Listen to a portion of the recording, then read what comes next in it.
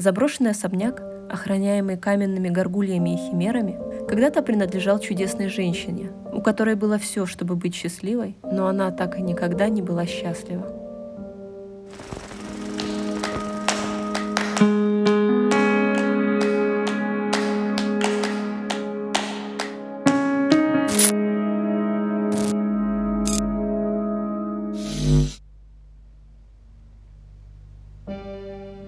Его не видно с дороги. Красивый ухоженный парк, каким он был несколько десятилетий назад, сейчас превратился в лес, скрывая небольшой особняк в неоготическом стиле. Кто придумал сделать его таким? И почему сейчас этот сказочный дом остался без хозяина? Привет, друзья! С вами Ксения Хаунд и проект Follow the Ghosts. Сегодня мы с вами перенесемся во Францию, чтобы наконец-таки посмотреть на один из самых прекрасных особняков, который вы встречали у меня в блоге. Кто со мной уже давно, наверняка его помнит. В свое время он произвел на вас большое впечатление, а история главной героини вызвала много сочувствия. Посмотреть на особняк мы отправились с компанией нашего друга Джима. И история его посещения даже напомнила такой забавный приключенческий фильм, который, мне кажется, навсегда отложился в памяти у всех троих. Дом с химерами в этом выезде выходного дня был для нас таким основным объектом для посещения. Поэтому еще накануне, ночью, мы припарковались где-то там в полях на ночлег, чтобы утром, как только начнет светать, отправиться смотреть особняк, который находился где-то там в 15 минутах езды на машине от нас. Джим читал истории посещения этого места от других любителей заброшек, и они были не слишком приятны. У кого-то были проблемы с соседями, кому-то вызвали для стоящих в поле машины эвакуатор, машину увезли, пока ребята смотрели замок. В общем, такие вот истории, которые не надо читать перед тем, как ты собираешься вот уже утром идти смотреть это место. В общем, это все настораживало, тем более мы еще только-только начинали увлекаться посещением заброшенных мест.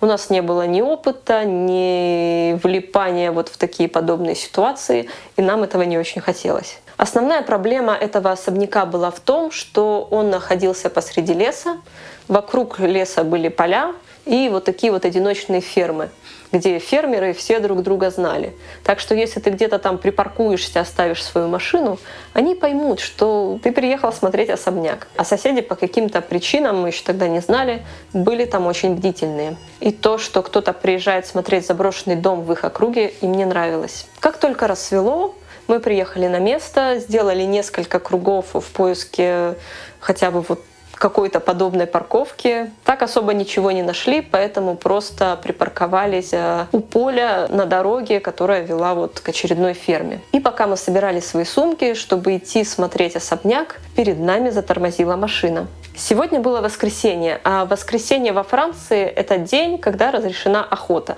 И в то время, когда у нормальных людей выходной, и они могут пойти погулять на природу, эти ребята бегают по лесам и полям с ружьями и ищут, кого бы им подстрелить. Вообще, по статистике, здесь очень много случаев, когда охотники, особенно после какого-нибудь затянувшегося ночного апéro, стреляют не в животных, а стреляют или в своих коллег, или просто вот в прогуливающихся людей. Животных же вытесняют строительством перетекающих друг в друга деревень и городов. Площади лесов сильно сокращены, везде вот эти вот возделанные поля. Им и так здесь места почти не остается, а их еще и отстреливают. В это воскресенье Вадим был одет в военную форму французского легиона. Он снимал для них фильм где-то год назад, и они в благодарность подарили ему вот свою настоящую форму. Форма эта оказалась идеальной для наших походов, поэтому он часто ее носил. И вот, соседская машина остановилась рядом с нами, потому что человек там принял Вадима за охотника и не понял, почему этот охотник приехал сюда охотиться на его полях. Его это, конечно же, сразу возмутило, и он начал нас расспрашивать, что мы здесь делаем. «Мы просто остановились», — сказал ему Вадим, но мужик этот долго на нас смотрел и только потом уехал. А тем временем рассвело, и мы стали более заметны. Возвращаться до особняка по асфальтовой дороге был не вариант, потому что соседи уже разъездились и наверняка бы нас заметили и поняли, куда мы вообще идем. Но мы не растерялись, потому что увидели перед собой огромное поле с кукурузой, которое отделяло нас от заветной цели. Если вы когда-нибудь пробирались по такому полю или смотрели фильм «Дети кукурузы», то вы поймете, о чем я. Нырнув в это поле, гуськом друг за другом мы направились в сторону особняка. Кукуруза была уже довольно высокой, высаженной прямыми рядами, между которыми вот оставалось такое небольшое пространство, по которому мы и шли, чуть-чуть пригибаясь, чтобы нас не было видно с дороги. Но вот спустя какое-то время таких передвижений мы услышали за своей спиной лай. Наибольшей популярностью охота пользуется в деревнях. И охотятся здесь в основном с собаками. До особняка оставалось где-то еще половина пути, но 400-500 метров по асфальту — это не то же самое, что 400-500 метров по полю с кукурузой. Так что мы немножко заторопились. Собаки сзади, где-то в кустах, кричали так, как будто они действительно гонятся за нами. И мы даже подумали, что, может быть, они приняли нас за какую-то дичь, и вот сейчас нас догонят. И за ними, соответственно, последуют охотники. И кто знает, разглядят они в нас людей или нет. Но когда мы были уже у края этого поля, лай начал стихать. Так что, возможно, просто из-за того, что это было открытое пространство, нам казалось это совсем-таки рядом, а они были где-то в другой стороне. В общем, мы выдохнули, покинули поле и зашли в лес, который прятал особняк. Еще немножко утро. И поэтому темно.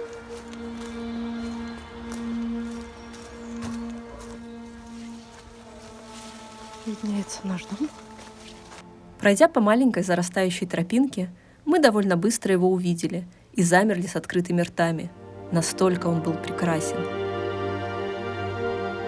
Не слишком большой, в готическом стиле и с огромным количеством химер и горгулей по всему периметру, он напоминал затерянный в лесу домик из страшной сказки.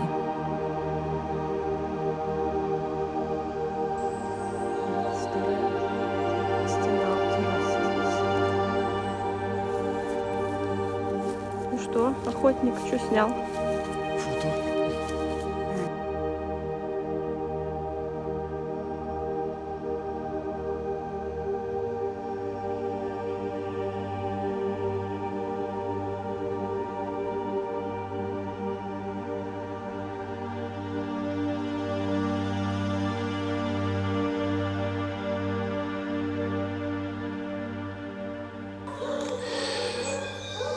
Мы стали фотографировать его фасад и вскоре снова услышали собачий лай. И опять нам показалось, что они совсем близко и приближаются к нам со всех сторон. Решив попробовать переждать их присутствие, отсидевшись в доме, мы быстро поднялись по ступенькам высокого крыльца и зашли внутрь. Особняку, конечно, досталось. Это было заметно с самого входа. Выломанные массивные двери, разбитые стекла, переломанная мебель, разбросанная по полу вперемешку с прочим мусором.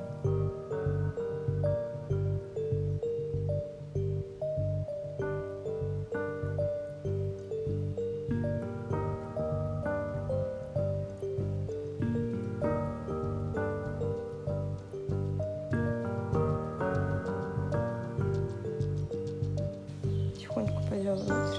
Мебель тут оставлена. Каминчик. Лестница.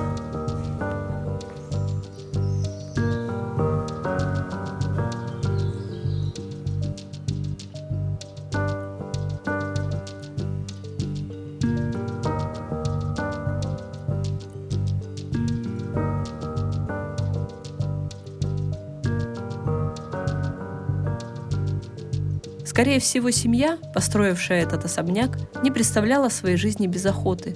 Повсюду можно было встретить изображения или скульптуры охотничьих собак, сцены охоты на настенной мозаике.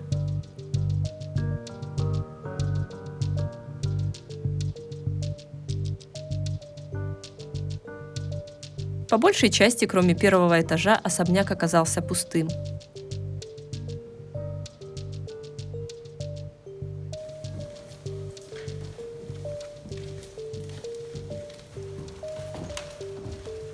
Идем исследовать второй этаж. Встречались одиночные, оставленные, видимо, во время переезда на растерзание времени, массивный шкаф, комод и кровать. И все.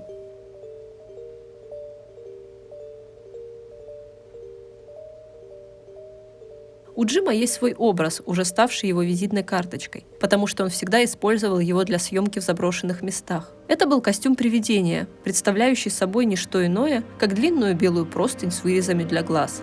довольно просто и вместе с тем отлично вписываемо в атмосферу брошенных особняков и замков.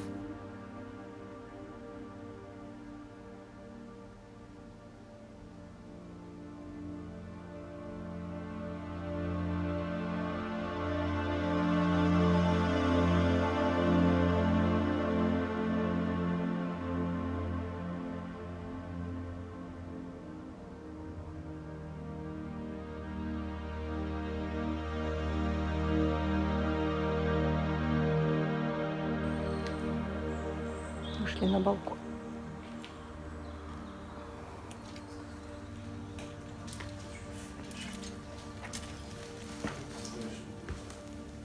Мы исследовали каждый этаж, восхитились широкой старинной лестницей, пронизывающей весь дом от крыши до подвала. Поразглядывали в разбитые витражные окна, замерших на фасаде здания горгулей. И вот добрались до чердака, расположенного в самой высокой башне, и замерли. Нас напряг странный, еле слышный звук, похожий на жужжание, и неприятный запах. Вадиму не нравится там запах.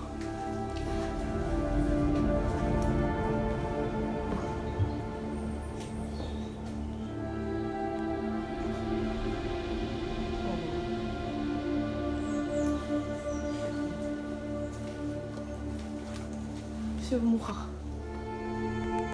Все в мухах. Приглядевшись, мы заметили, что все стены маленькой комнатушки чердака покрыты мелкими мушками, постоянно перелетающими с одной стороны стены на другую. Так и не поняв, откуда они здесь взялись, мы быстро проскочили через них, прикрывая головы, в открытую дверь из комнатушки на крышу, и оказались в узком проходе вокруг башни, по углам которого сидела по одной большой химере.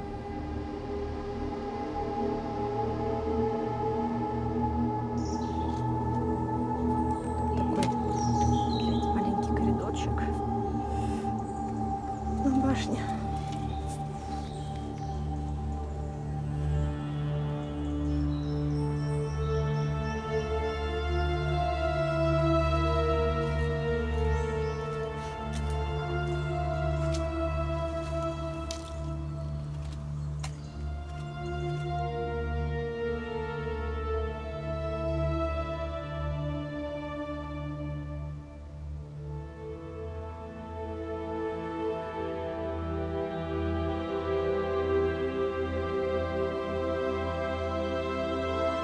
Собак было почти не слышно, но они все равно оставались неподалеку, как мы могли судить по их приглушенному лаю.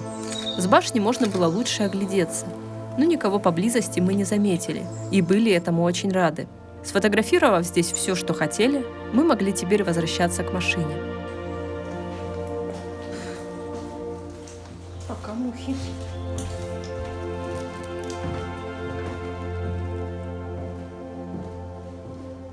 Пройдя сквозь лес и дождавшись, пока на дороге не будет ни одной машины, мы быстренько выскочили на асфальт и, как ни в чем не бывало, пошли искать свою, надеясь, что ее никуда не эвакуировали. К счастью, все оказалось в порядке. И тут, при взгляде на окружавшую нас шикарную кукурузу, нам в голову пришла идея сфотографировать Джима в его костюме привидения на фоне этого поля. Чем, в общем-то, мы и занялись, не отходя далеко от своего авто. В этот момент к нам подъезжают и тормозят рядом две машины, из которых высовываются мужчины, и один из них — это тот мужчина, которого мы сегодня уже видели. Ну, естественно, они подозрительно смотрят на нас и зло окрикивают: «А что это вы тут делаете?» «Фотографируем привидение, месье», — отвечает Вадим, выходя из кукурузного поля, и за ним Джим такой в своем костюме бежит. Эта сцена была очень комична, но не для всех. Мужчины ничего не сказали, состряпали неприятную гримасу и уехали. Но единственное, у нас остался один невыполненный пункт — это то, что мы не сняли особняк на дрон. Мы его забыли тогда взять с собой, поэтому нужно было как-то подъехать поближе к особняку и немножечко полетать. План был таков: Вадим нас подводит, высаживает около начала леса, мы с Джимом идем в поле, запускаем дрон, Вадим пока отъезжает, ждет нашего сигнала, потом возвращается, забирает нас, и мы уезжаем все вместе. Так и сделали. Мы с Джимом вышли, нырнули в поле туда поглубже, чтобы нас никто не видел, запустили дрон и начали снимать. И через какое-то время рядышком останавливается машина, мы слышим, что кто-то выходит, начинает там что-то переговариваться, но тихонечко сидим, не высовываемся, продолжаем там летать, фотографировать, все такое. И тут до нас доносится фраза типа: «О, мы их не видим». Опа, оказывается, они нас искали. И сегодня у них был день охоты не только на бедных зверюшек, но и на незадачливых фотографов. И немножко на привидений. Такие охотники за привидениями, знаете ли. Мы подождали, пока они уедут, опустили дрон, позвонили Вадиму, он нас забрал. И только мы начали выезжать, как перед нами останавливается очередная машина, но на этот раз там сидит женщина. Она начинает сыпать какими-то угрозами, что вот я там буду звонить в полицию, там все такое. Я знаю, что вы там были в особняке. Забавная история. Они, получается, на нескольких машинах ездили по всей округе, чтобы вот нас поймать. И в тот момент, когда мы уже все сделали, мы уходим. Все эти угрозы звучали так вот смешно и бесполезно в этот момент. Так что Вадим сказал ей следовать им, если она хочет. Ну а мы поехали дальше, потому что со всеми этими приключениями мы еще не завтракали. Вот такие интересные, бдительные соседи иногда попадаются, которым совершенно не плевать на чужое имущество, в то время как сами хозяева уже про него забыли. Ну, хоть поиграв с ними в кошки-мышки, мы вспомнили свое детство, немного повеселились, хоть зачастую такие истории не очень хорошо заканчиваются. Вот, в общем, в такие приключения мы влипли, когда вот только начинали увлекаться заброшенными местами.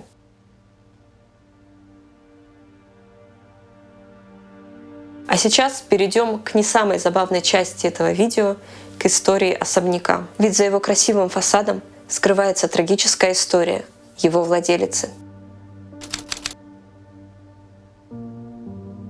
Трис выросла в Париже, в семье богатого аристократа и генерала французской армии.